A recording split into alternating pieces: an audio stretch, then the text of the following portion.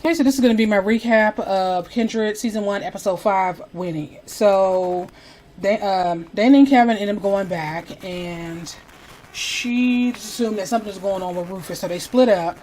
And we introduced to a new character, Jake. He works on the plantation, so he initially takes Kevin for a thief, and he actually pulls a gun on him. You think I don't know a thief when I see one? What? Dana ends up finding Rufus in the barn, sick, and it appears that he's, he had some alcohol poisoning or something.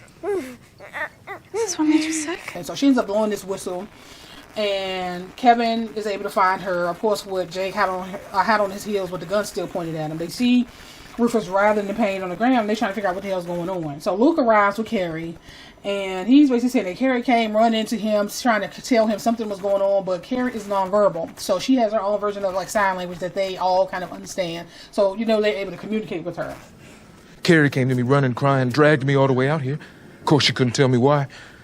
He ends up questioning, like, why were you in here with Master Rufus, and why were you in here drinking alcohol? So Luke ends up picking him up and ends up taking him to the cookhouse to doctor him up. But on the way, Dana was like, the name Carrie sounds familiar. She think that Carrie, the name, she remembers it being mentioned, I guess, as part of her lineage. And so now she thinks that she's been sent back to protect Carrie and Rufus. Everything Denise told me that Carrie's a family name.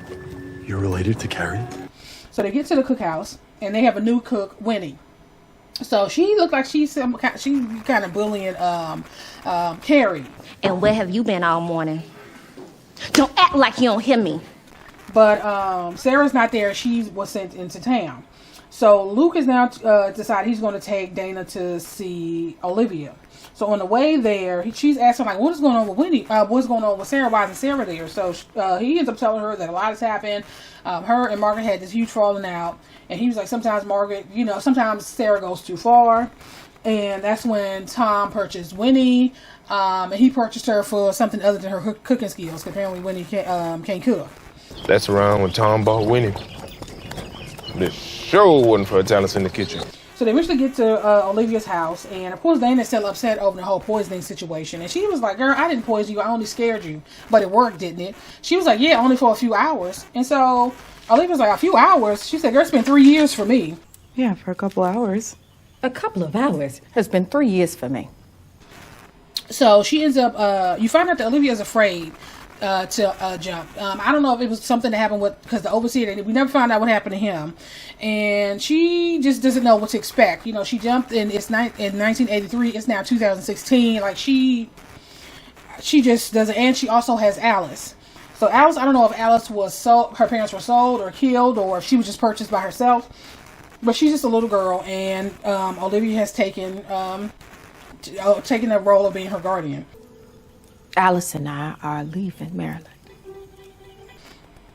And Dana feels some kind of way. She was like, you said that you would find somebody to look after her, and she's not, basically she's not your daughter, and she want her to mother to come back with her.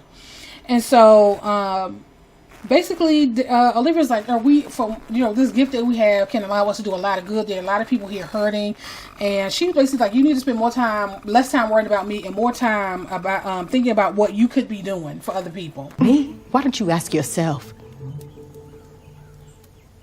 what should you be doing? So while this is going on, they're back in, Kevin is in Rufus' room, got him all tucked in. He was basically telling him about the dangers of alcohol and asking him why he was drinking. And he basically said he did because he was bored.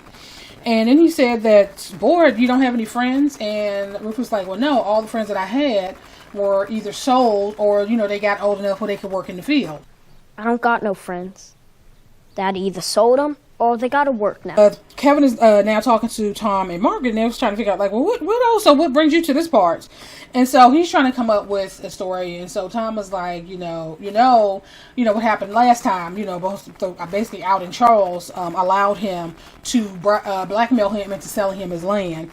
And he said, I just assumed that you were so embarrassed by the whole situation that you kind of snuck away in the night. I'm so sorry for Nonsense. I assume you fled into the night out of embarrassment. And so basically they invited him in for supper. So Dana's going back to the cookhouse, and she could hear Winnie going off about this cake. Somebody took a slice of her cake.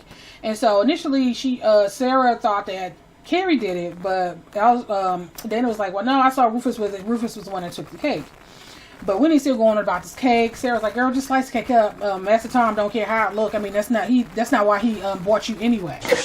Master Tom don't care how your food tastes. You know you gonna make it up to him tonight. So, Kevin and Tom, they're talking, and he basically said, I noticed that I didn't notice a horse in my carriage house. How did you get here? I didn't notice a horse in our carriage house. How did you get here, Mr. Franklin? And so eventually he saw Winnie, and then he called Winnie in and said, asked her why she wasn't wearing the new dress that he bought her, and she looks like she didn't want to mess it up because he was working in the cookhouse. So he told her for dinner he wanted her to wear that dress. And so after he left, he started talking, all this crazy, disgusting stuff about Winnie and how he got her own accommodations and how the other slaves call it the Jezebel cabin. The other slaves refer to it as the Jezebel cabin. And how she's offered him so much comfort after his wife Hannah died. So he does not think fondly of Margaret at all. So back at the cookhouse, they're still preparing dinner, and Sarah, she's talking to Dana, and she was like, I know Master Rufus took that cake. Young Master Rufus stole that cake. So, did anything happen? She's like, what do you mean? She said, so he didn't get sick or anything? He didn't get sick or nothing. She was like, from the alcohol? She was like, from the alcohol poison? She was like, what alcohol? You mean from the whiskey? What whiskey? So basically, Sarah ended up admitting that she put poison in the icing. So now they're sitting down to dinner.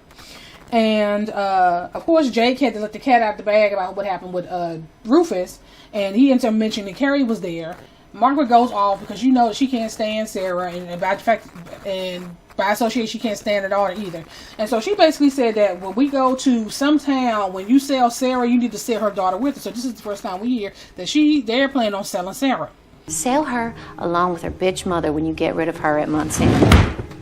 So Kevin excuses himself. He goes to the cookhouse and he tells Sarah that they're planning on selling her. Caught up with They Sarah. want to sell Carrie and Sarah. What'd you say? He is livid, right? And so next thing you know, you hear all this commotion going on. They run back in the house. Everybody is sick because they ate this poison damn cake with icing on it. So, of course, Sarah at this point is terrified. She's going to grab Carrie and she's going to make a run for it. Dana's telling her, don't run. I'm going to fix this. I'm going to figure this out. Her way of fixing it is to get Winnie to run away. Because she feels that if it's a bad idea to separate Rufus and Carrie, because she feels like eventually at some point they're going to couple and it'll be the start of her family line. So she can't risk them being separated. So she ends up going to the Jezebel cabin and telling Winnie that overheard Tom saying he's going to sell her. Tom wants to sell you. And so she convinces her to run away. So we go back to the house. Kevin and Tom, they're talking again after everything settles down, and he basically told him that I don't believe that you are staying, because he asked him before if he was staying in some nearby town. I think that you are penniless and you are looking for me to be your patron or whatever the case may be. You are penniless, are you not? And so of course Tom had to play along and was like, well, you're right. I don't have anything, but I am hoping that I will be able to stay here and I'll be willing to earn my keep. So he ends up hiring Kevin to be Rufus's music teacher. So now they made it to Olivia's house. Olivia is pissed. She was like, you brought a runaway here? You brought a runaway into my home? She didn't know we was coming? And so Dana was like, well, you told me that I should be doing something and people needed help, and so this is me doing something. So she ends up hiding Winnie.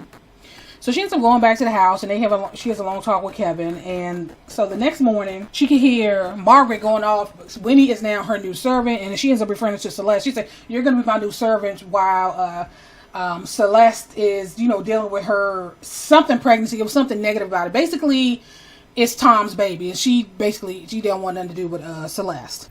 You are to dress me from now on. Celeste has become too unsightly with her vulgar pregnancy. And so Dana ends up going back to the cookhouse, and she sat down and she started eating because she realized she's going to be there for a while.